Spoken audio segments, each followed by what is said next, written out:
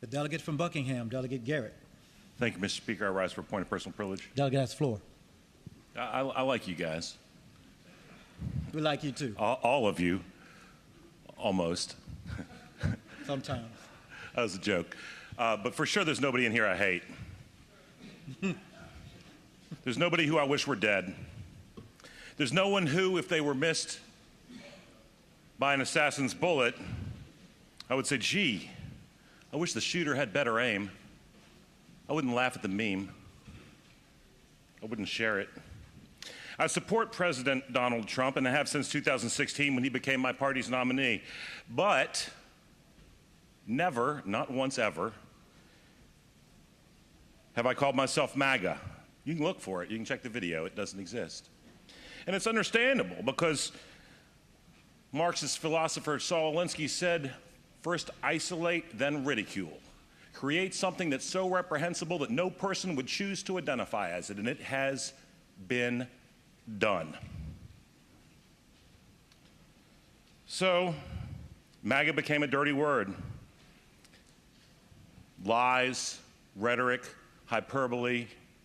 I don't know if I mentioned lies, but these were the tools that were used in a massive psychological effort to vilify and demonize not just Donald J. Trump, but also tens of millions of Americans who love their families just like you and me.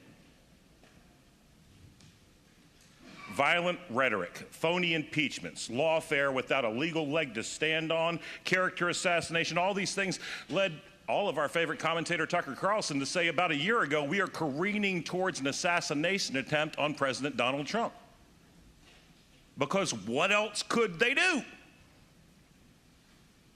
And so on Saturday it came to pass. Ironically, some ideologues could not help themselves. Literally, Mr. Speaker, within hours of the attempt on his life, President Trump was criticized because he didn't strike the right tone when, after being shot in the ear, he stood up, pumped his fist, and said, fight, fight, fight. Couldn't he tone down the rhetoric? It's fitting that this is an Olympic year, because we are witnessing on a national and international level gaslighting on a gold medal scale. You see, apparently it's Donald Trump's fault that somebody shot at him and murdered a loving father and professional firefighter. Apparently that's his fault. A lot of people wanted to point out that the shooter was a registered Republican. Well, there's no one I want to shoot, so I can't identify, but I do know that probably you're not shooting people that you like. Some of you are thinking, yeah, but this is different. This is Virginia. We don't do that sort of rhetoric here. We don't do rhetoric that might insert violence or pit one neighbor against another. Really? For that reason, I'll only use tweets that came from people who are seated in this chamber. One wrote, MAGA extremists have spent a decade, which is funny since President Trump wasn't even the nominee until about, 7 years ago, have spent a decade saying only certain people should be allowed to vote, challenging the integrity of elections and undermining our democracy. The same wrote, first MAGA Virginia creates a fake election integrity unit and then closed down early voting locations to target black voters, racist. And then another delegate wrote, MAGA GOP continues to fund their election. This is this year, within the last 12 months, to fund their re-election efforts with money from Nazi sympathizers. And then another one wrote, MAGA is undermining U.S. national and global security. And then another one wrote, defending our democracy means making sure that Trump is never again in the Oval Office. But wait, there's more. Nor his allies, including in Virginia's House, who attacked our democracy. Another wrote, sounds like 3 Trump justices lied under oath. Seems like they need an impeachment. Another wrote, every single Republican is responsible for what's happening. For years, you've allowed and even championed disinformation and lies. Well, today you reap what you sow. Good job, guys. And finally, one wrote, why would I wish that you were racist? But if the shoe fits, now ironically, that tweet was targeted at Kay Coles James. I don't know who this African-American woman's racist against, but I think racist has become a synonym for Republican. I've given some pretty good speeches, depending upon who you ask.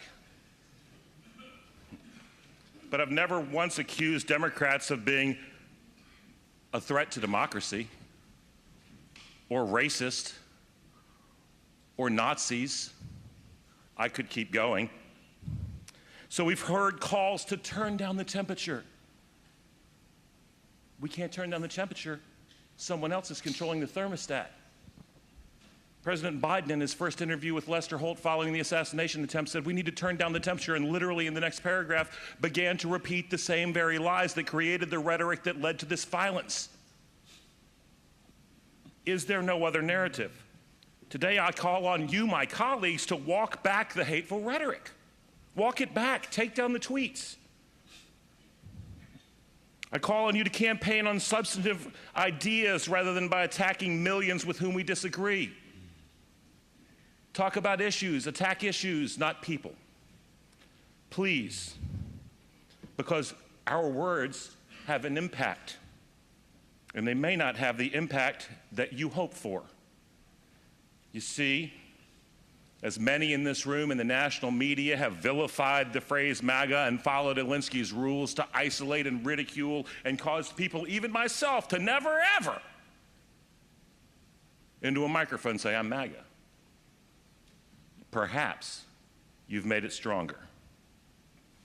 It's true I've supported my party's nominee in 2016 and 2020 and now, but I've never called myself MAGA. But in light of recent events, I've reconsidered that, as I believe have thousands upon thousands more. And so today, I invite all of you to join me in standing up for the truth, standing up for America, standing up for working families, and standing up for freedom. Today, I ask you to join me in declaring that you too are MAGA. Thank you, Mr. Speaker.